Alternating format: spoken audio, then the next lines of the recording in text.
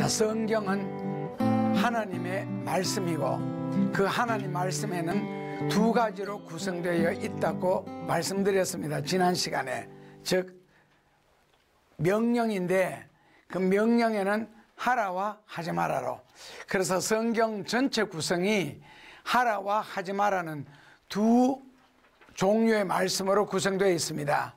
구약에는 주로 하지 마라고, 신약에는 주로 하랍니다. 이제 종교가 고등 종교로 발달할수록 하라가 많이 강조되고, 하등 종교일수록, 초등 종교일수록 하지 마라가 많이 있습니다. 그래서 구약은 아무래도 신약보다가 덜 발달된 시대이기 때문에 하지 마라가 많고, 10계명 중에서도 8계명이 하지 마라고, 2계명이 하랍니다.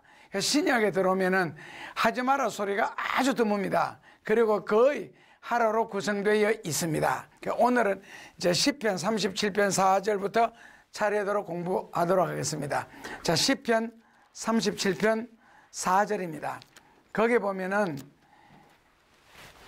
하나님의 명령이 나옵니다. 성경 전체가 명령이라 그랬습니다. 근데 이제 우리에게 좀 더 구체적으로 가까이 받아들일 수 있는 명령이 시편 37편 4절에 같이 보시면, 또 여호와를 기뻐하라, 저가 너 마음의 소원을 이루어 주시리로다. 자, 여호와를 기뻐하라, 여호와를 기뻐하라. 이것이 바로 뭐라고요? 하나님의 명령입니다. 그러니까 여호와를 기뻐하라가 하나님의 명령인데 언제 기뻐하라가 나오질 않습니다. 그렇다면은 언제 기뻐해야 되느냐 라고 했을 때에 구약 성경에서는 여호와를 기뻐하라, 그리하면 저가 너 마음의 소원을 이루어 주신다. 마음의 소원 이루어 주신다. 구약에는 여호와를 기뻐하라고 나옵니다. 그러면 신약에는 언제 기뻐하라 그랬어요? 그렇죠. 항상 기뻐하라 그랬습니다. 항상. 여기에서 이제 사람의 질문이 나오죠. 우리는 인간이다 그러는 사실요. 인간이기 때문에 절대로 항상, 늘, always를 기뻐할 수가 없다는 거죠. 왜요? 괴로운 일, 슬픈 일, 어려운 일, 세상 살면서 힘드는 일, 고달픈 일들, 이런 것들이 연속해서 너무 많이 생기고, 세상 말 그대로 빌리면은 하나의 문제가 해결되면 또 하나의 문제가 다가온다. 그래서 산 넘어 산, 첩척산중, 결국 이런 말들은 어려움과 괴로움, 고민거리들이 계속 다가온다는 뜻이지, 기뻐할 거리, 감사할 거리가 연속으로 다가온다는 말은 절대로 아닙니다. 세상이라는 것은 그만큼 살기가 힘이 듭니다. 그 힘드는 세상, 항상 기뻐하지 못할 거다 하시고 범사에 감사하지 못할 걸 하나님이 뻔히 아시면서 하나님은 우리에게 뭐라고요? 항상 기뻐하라. 그래서 신약 성경에서는 항상 기뻐하라로 나오는데, 구약에서는 대상이 누구라고요? 여호와. 즉 하나님을 기뻐하라는 겁니다.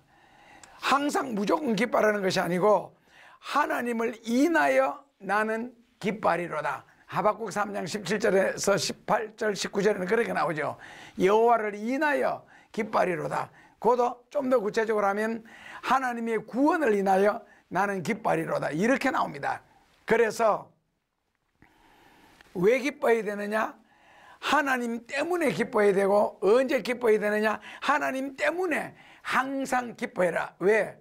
하나님은 히브리서 13장 8절 말씀처럼 어제나 오늘이나 영원토록 변함없이 동일하신 분이기 때문에 그 동일하신 하나님에게 우리도 동일하게 항상 기뻐하라는 겁니다. 어제의 하나님이 다르고 내일의 하나님이 다른 것이 아니라는 뜻이죠. 우리만 바르게 믿고 제대로 믿는다면 항상 하나님은 계시는 그 자리에 계십니다. 계시는 자리가 어디예요? 기뻐하는 자리, 감사하는 자리, 기도하는 자리, 찬양하는 자리, 전도하는 자리, 섬기는 자리, 베푸는 자리. 그러니까 예수님이 계시는 자리가 있습니다. 그렇다면 원망하는 자리, 죄를 짓는 자리, 불평하는 자리, 남을 골탕 먹이는 자리, 게으름을 피우는 자리, 남이 안 되면 속으로 기뻐하는 거 얍삽하고 비겁한 그런 마음을 가진 그런 자리, 예수님이 계시겠어요? 안 계시겠어요? 계시는데 선한 역사, 복된 역사, 은혜의 역사를 절대로 안 하시고, 무슨 역사? 심판하는 역사, 징계하는 역사, 저주하는 역사를 하시겠죠. 다 보셨다가, 그러니까 그 신명기 4장 35절에 보면 하나님은 안 계신 곳 없이 계신 하나님, 상천하지 하나님, 어디든지 다 계시는데 콩을 심는 자에게는 콩을 거두도록 축복해 주시고, 팥을 심는 자에게는 팥을 거두도록 해주시고, 시편에 보면 미움을 심는 자에게는 증오를, 저주를 거두도록, 그렇게, 그래서 뿌린 대로 거두게 하십니다. 게으름을 심는 자나 그 부지런함을 심느냐, 선한 머리가 돌아가느냐 못된 머리가 돌아가느냐에 따라서 똑같습니다. 있는데 이제 역사가 다르고 결과가 다르겠죠. 하나님이 아시고 계시고 보시고 계시니까요. 그래서 인간적으로는 절대로 항상 기뻐할 수가 없습니다. 첩첩산중이기 때문에. 그러나 뭐라고요? 여호와를 인하여 기뻐해라. 하나님을 인하여. 그러니까 결국 하나님 때문에 기뻐하라는 말은 믿음이 없으면은 절대로 할 수 없는 이야기입니다. 그러니까 결국 하나님을 굳건하게 믿는 그 믿음이, 그 하나님이 바로 나를 구원해 주신다, 그 하나님이 나에게 은혜를 베풀어 주시고, 그 하나님이 나를 축복해 주신다, 그 하나님이 나를 지켜주신다, 그 하나님이 나 앞서 행하시며 모든 것을 준비하신다, 그 하나님께서 장차 받을 복을 인하여 너는 기뻐하라. 신명기 16장 15절에. 그랬기 때문에 우리는 기뻐하는 것이지, 정신없는 사람처럼 IQ가 40 이하처럼 기뻐하는 것이 아니라는 뜻입니다. 뭐라고요? 여호와를 인하여 기뻐하는 겁니다. 그렇다면 왜 하나님 때문에 기뻐해야 되느냐? 너 마음의 소원을 이루어 주시기 때문에 그렇습니다.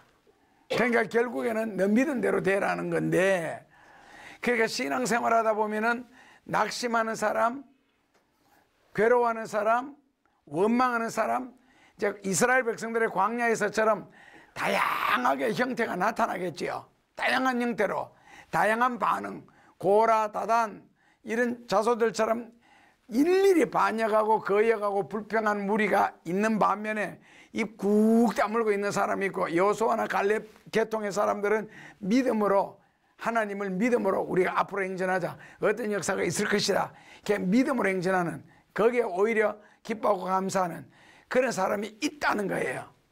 그러니까 이 믿음도 강한 믿음, 철저한 믿음, 확실한 믿음이 없으면은 삶의 사건이 부딪혔을 때 절대로 기뻐할 수가 없습니다.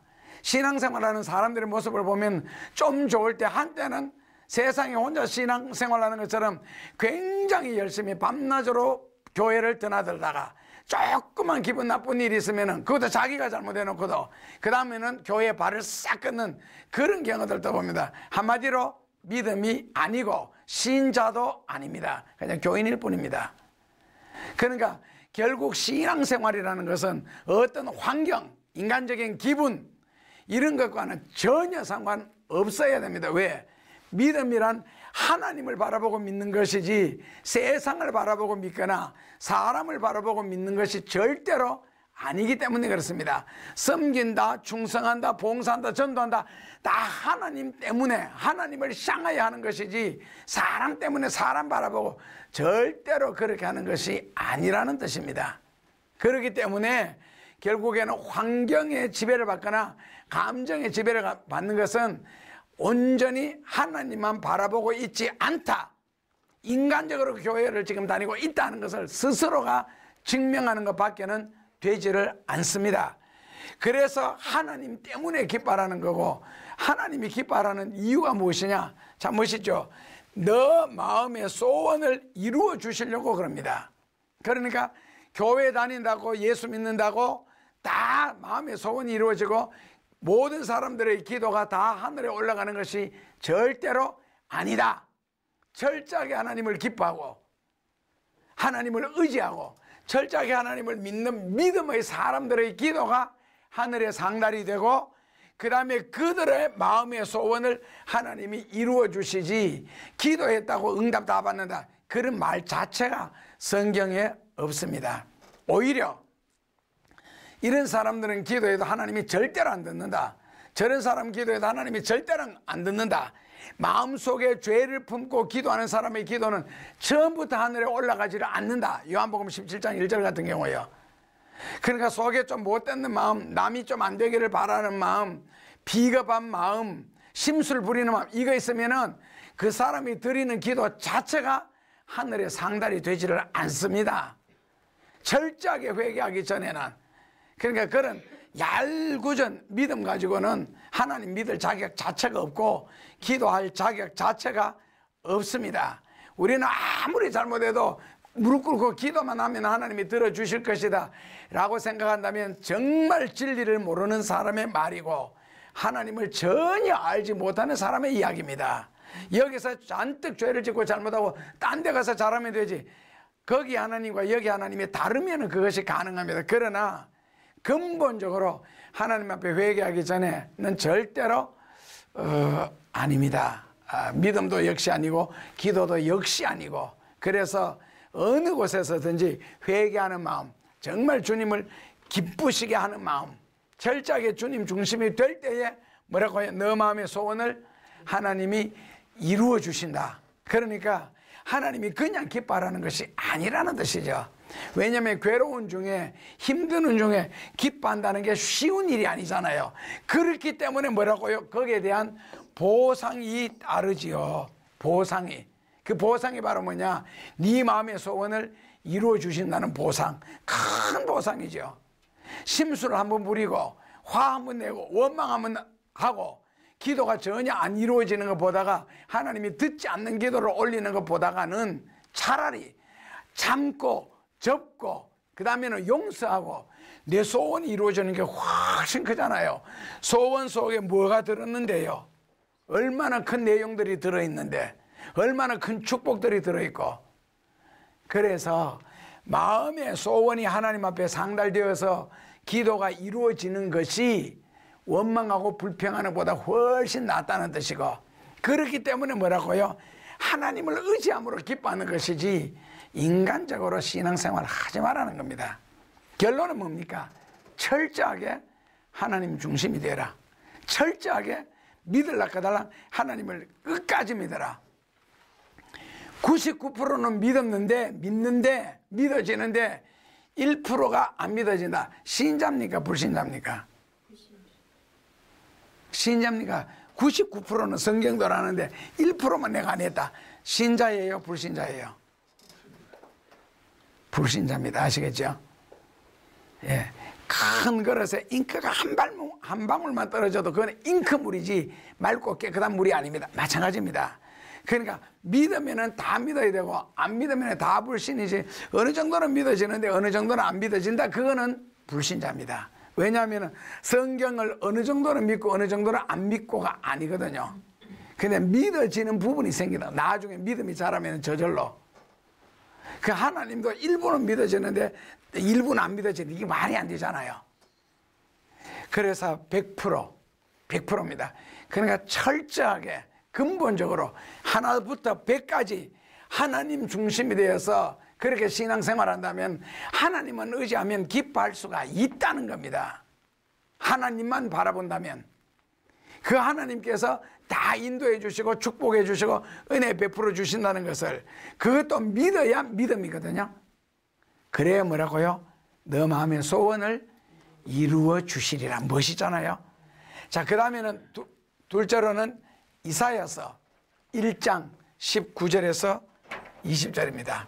자, 이사야서 1장, 그렇다면 18절, 19절, 20절을 봉독하겠습니다. 여호와께서 말씀하시되 오라 우리가 서로 변론하자. 너희 죄가 주홍 같을지라도 눈과 같이 희어질 것이요 진홍같이 붉을지라도 양털같이 되리라. 너희가 즐겨 순종하면 땅의 아름다운 소산을 먹을 것이요 너희가 거절하여 배반하면 칼에 삼키우리라. 여호와의 입의 말씀이니라. 18절에 무슨 말씀을 다루고 있습니까? 죄 문제 다루지요. 19절에 가서 무슨 문제다래요? 너희가 즐겨 순종하면. 그렇다면 여기 즐겨 순종하라는 말은 무슨 순종을 하라는 겁니까? 회개하라는 뜻이죠. 너희 죄가 주홍 같을지라도, 너희 죄가 진홍같이 붉을지라도, 뭐라고요? 회개하면 눈과 같이 이어지고 회개하면 양철같이 된다. 이것을 즐겨 순종해라는 겁니다. 그러니까 원래 회개라고 하는 것은, 회개, 그 잘못된 걸 구하는 거잖아요. 그래서 회개가 기쁘고 즐겁고 행복한 것은 아닙니다. 그러나 회개의 영을 주셨다는 것은 굉장히 감사한 일인데, 너희가 즐겨 순종하면, 즐겨 순종하라는 말은 하나님은 우리 삶의 주관자이기 때문에 완력으로, 힘으로 완전히 엎어놓고 우리에게 회개시킬 수도 있습니다. 그러나 하나님은 절대로 그렇게 하지 아니하신다. 이유는요, 하나님은 인격적인 하나님이시기 때문에 그렇습니다. 인격적이기 때문에. 자, 회개란 무엇이냐? 조금 문학적으로 고급스럽게 표현하면은 삶의 가치관의 변화입니다. 가치관의 변화. 이 가치관이 변화되는 게 이게 회개의 큰 중심이고, 가치관이 변화되기 위해서는 현재 잘못된 길을 바르게 고쳐나가는 것. 그래서 그것을 삶의 궤도를 수정하는 것이다. 이제 궤도를 수정한다 그러는 말은, 궤도, 잘못된 길을 바르게 고쳐가는 걸 궤도 수정이라고 그러죠. 가치관의 변화. 그러니까 이제 여기서 가치관의 변화가 뭐냐? 그랬을 때에 세상에 살면서 세상 사람들은 가치관이 전부 다 세상을 향하여 가고 있습니다. 근데 우리는 철저하게 여기에서 신본주의가 되는 거죠. 철저하게 하나님 중심이 되는 것. 이게 바로 가치관의 변화고 삶의 궤도 수정입니다. 그러니까 세상으로 향하여 가던 것, 세상을 바라보고 가던 것, 세상에 관심이 많던 것, 이것이 변화되어 가지고 하나님 중심이 되고 말씀이 중심이 되고 하나님만 바라보고 사는 것. 그게 바로 뭐라고요? 가치관의 변화라는 겁니다.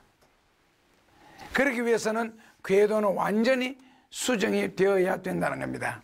그래서 하나님은 인격적인 하나님이시기 때문에 절대로 억지로 강제로 드리는 문제도 있잖아요. 즐겨내면 내가 복을 주리라. 즐겨내면.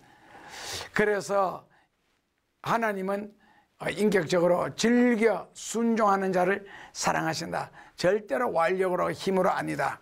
그 다음에는 너희가 즐겨 순종하면 땅의 아름다운 소산을 먹을 것이요. 땅의 아름다운 소산을 먹을 것이며, 19절에 이것은 뭐라고요? 말씀을 순종한 자에게 주시는 보상입니다. 말씀을 순종한 자에게.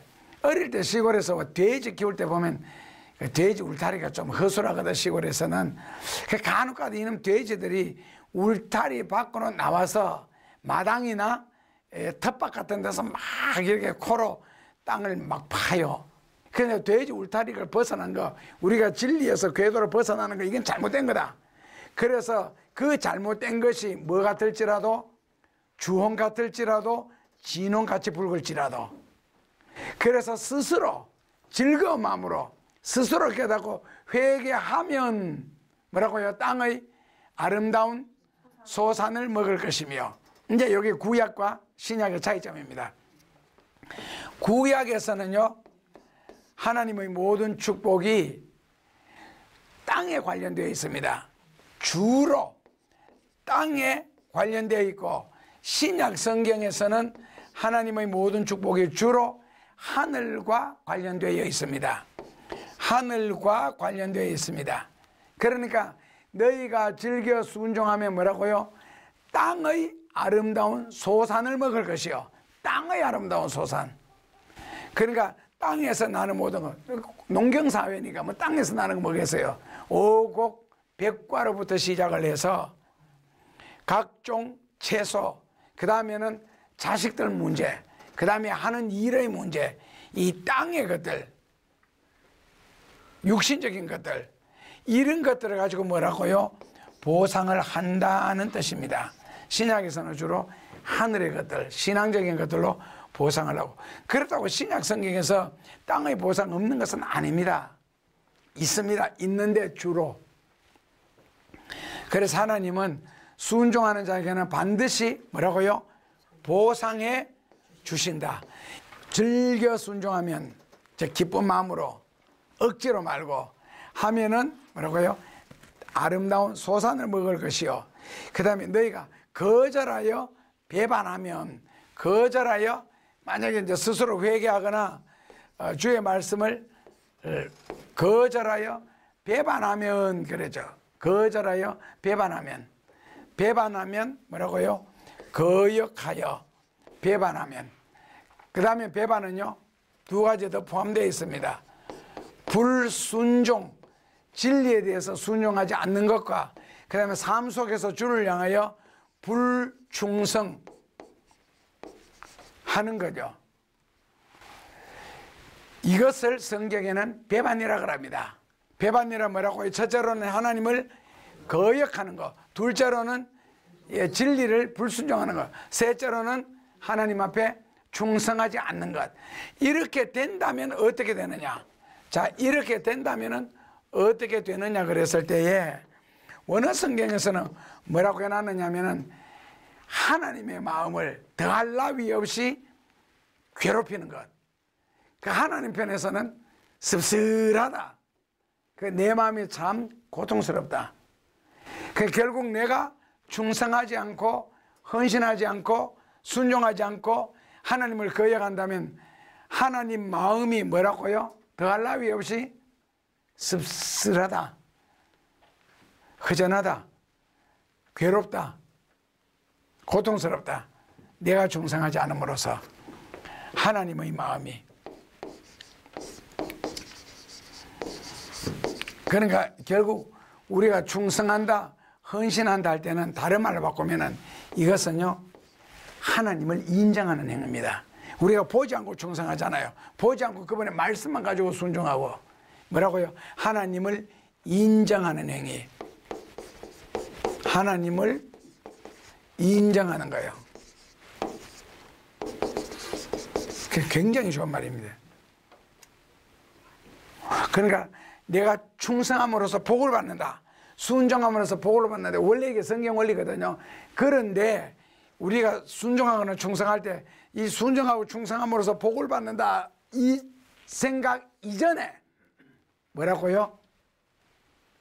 하나님을 인정한다, 하나님을 시인한다. 그것이 바로 순종이나 충성을 통해서 나타나는 거라고요.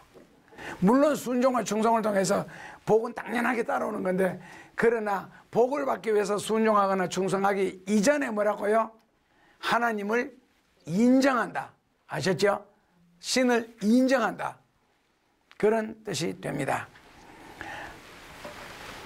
그 다음에는 거절하여 배반하면 칼에 삼키우리라. 칼이라는 것은 막 이렇게 옛날 싸움할 때 막 칼 들고 챙챙하는 그 칼을 스워드, 그 칼보다가 나를 위협할 수 있는 환경적인 모든 요소요. 환경적인 모든 요소.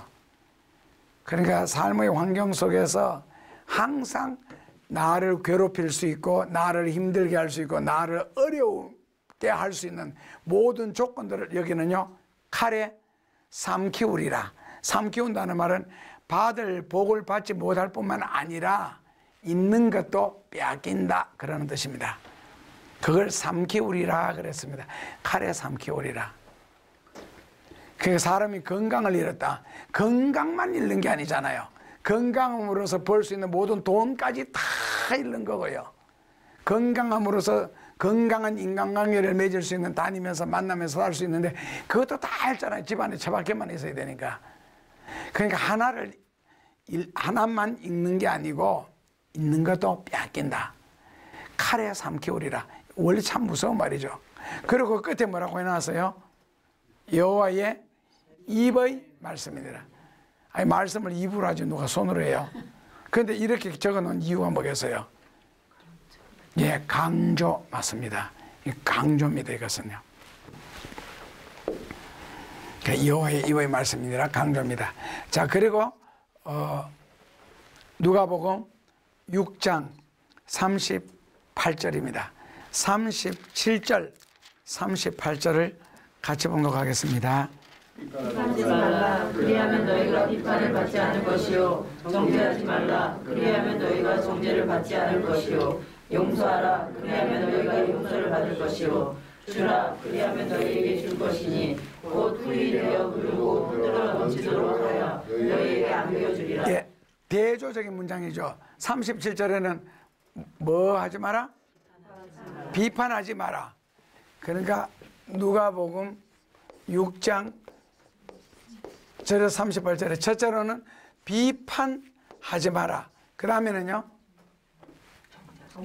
정죄하지 마라. 그 다음에는요 용서하라. 그 다음에는요 주라. 이렇게 나오죠. 이게 대조문구입니다. 대조하고 있습니다. 비판하지 마라, 정죄하지 마라, 용서하라, 주라. 이렇게 해요.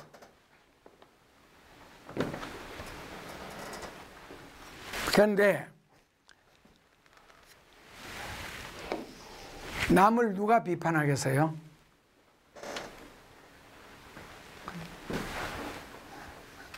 있잖아요. 부자는 절대로 부자 욕하지 않습니다. 가난한 사람이 부자를 욕하지. 정직한 사람은요, 정직한 사람은 욕 안 합니다. 자기가 부정직하기 때문에 바르게 사는 사람을 뒤에서 욕하거든요. 뭔가 마음속에 타락한 흔적, 그리고 죄가 마음에 요구석 저구석에 들어가 있기 때문에 이제 남을 비판도 하고 정죄도 하고 심술도 부리고 그런 안 좋은 마음이 있잖아요. 깨끗하지 못한 마음, 하나님이 기도를 드려도 듣지 못할 마음들이 때가 돼가지고 마음 구석구석 들어있다고. 그래서 이런 걸 하는 거거든요. 그래서 누가는 비판하지 마라, 정죄하지 마라. 그러면서 뭐라고요? 용서하라, 주라. 누가 용서할 수 있느냐? 힘 있는 자가 용서할 수 있습니다. 위치에 있는 자가 용서할 수가 있습니다. 대체로는 부모가 자식을 용서하지 자식이 부모를 용서하는 경우는 드뭅니다. 잘 없고요. 하나님도 마찬가지잖아요. 아무리 내 생활 속에 섭섭하고 어려운 일이 생겨도 하나님을 원망해서는 안 되잖아요. 하나님이 우리를 용서하지, 우리가 하나님, 내가 비록 내가 이런 복을 못 받아도 하나님 이해합니다, 이런 거 없잖아요.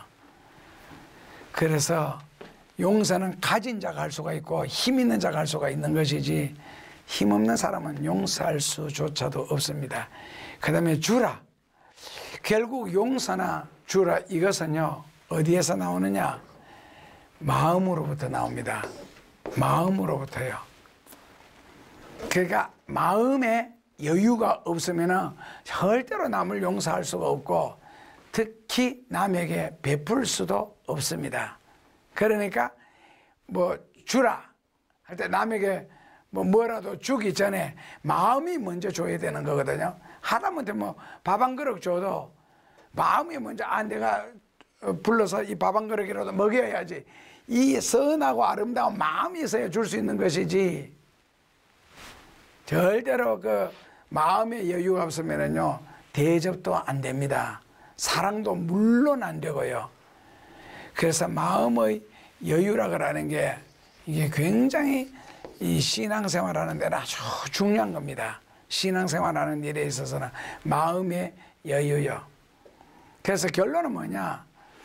용서를 하는 자가 하나님으로부터 용서를 받고, 그 다음에 베푸는 자가 결국 하나님으로부터 보상을 받는다.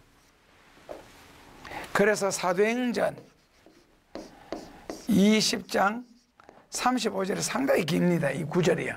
그래서 쭉 있다 보면 제일 마지막 줄에 가서 나오는 말이 뭐라고요? 주는 자가 받는 자보다 복이 있도다 이렇게 나옵니다. 사도행전 20장 35절에 주는 자가 받는 자보다 복이 있도다. 받는 게 좋기는 참 좋은가 봐. 그런데 우리는 하나님으로도 받을 때에 진짜 행복해야 되고 기뻐해야 되고, 왜냐하면 하나님은 한번 주시기 시작하시면 그 다음에 끝이 없잖아요. 인간이 주는 것은 한계가 있어요. 사람에게 도움은. 그래서 좀 힘들고 어려울지라도 근본적으로 하나님에게부터 받는 연습을 하는 것이 참 좋을 것 같아요. 왜냐하면 복이라는 것은 갈수록 끝이 없는 게 복이거든요. 주는 자가 받는 자보다가 복이 있도다. 주는 자가. 사도행전 20장 35절요. 아셨지? 그래서 사람들에게 사소한 거 받고 기뻐하기보다는 근본적으로 하나님께로부터, 물론 그것이 좀 더디고 좀 늦게 받을지라도 하나님으로부터 받는 연습하는 것이 훨씬 더 복이 아니겠나. 자, 그래서 누가복음 공부했고, 그 다음에는 이 명령과 약속에서 짧은 거 하나 합시다. 신명기 12장 28절입니다. 자, 신명기 12장 28절입니다. 12장 28절을 보시면은요, 내가 너에게 명하는 이 모든 말을 너는 듣고 지키라. 너 하나님 여호와의 목전에 선과 의를 행하면 너와 너 후손에게 영영이 복이 있으리라. 아멘. 너는 하나님의 모든 말씀을 듣고 지켜라. 원래로는 히브리어에서는 듣고 듣다가 우리말로 바꾸면 순종하다는 뜻입니다. 근데 지켜라 그라는 것은 이제 강조입니다. 그러니까 듣고 그라는 히브리어는 즐거운 마음으로 순종하는 상태, 요걸 듣고라고 했습니다. 하나님의 말씀을 듣고, 결국에는 즐거운 마음으로 순종하는 상태를 듣고, 그 다음에는 뭐라고요? 지켜라. 여호와의 목전에서 선과 의를 행하면 너와 너 후손에게 복이 있으리라. 자, 여기서 우리가 하나 생각해 볼 수 있는 것은 선과 의, 선과 의를 뭐라고요? 행하면 너와 너 후손이 영영이 복이 있으리라 했는데, 선과 의를 행하면 복이 있으리라. 결국에는 선과 의가 복을 가지고 온다. 그러므로 선과 의를 뿌리는 것은 곧 복을 거두기 위한 씨앗이라 맞아요, 들려요? 자, 이런 식으로 예수님을 믿으면은 구약적으로 되는데, 근데 여기서 좀 신약적으로 이 성경 말씀을 하나 더 성화를 시키면은 선과 의, 선이 누구예요? 예수님 하나님. 의도 예수님 하나님. 그러니까 둘 다 하나님이에요. 우리 쉽게 말하면은요. 그래서 하나님을 행하라는 말이 이분의 말씀을 결국에는 순종하라는 뜻인데, 아까 듣고 지켜라 그 앞에서 듣고 지켜라는데, 결국 선과 의를 행하면은 복을 가지고 오는 것은 사실이나 그거 이전에 선과 의를 행하라, 즉 하나님을 인정하라는 뜻입니다. 하나님을 인정해라. 하나님을 아버지로서, 구주와 주님으로서 예수님을 그렇게 인정을 하고 바르게 살고 선하게 산다면 하나님 편에서는 우리에게 복을 주신다. 그러니까 무슨 생각으로 믿으면 안 되느냐면, 복을 받기 위해서는 선과 의를 뿌려야 된다. 이 생각은 절대로 하시면 안 됩니다. 아셨죠? 왜냐하면은 그렇게 되면은 세상적인 말로 기브 앤 테이크밖에 안 되는 거거든요. 내가 바르게 살았으니 복을 달라. 그러면 그 복을 받는 그 마음에 내가 바르게 살았으니 이거 자체가 하나님을 향한 벌써 도전이고, 그 다음에 마음 자체가 벌써 삐딱하게 되어 있잖아요. 어떤 복을 받기 위해서.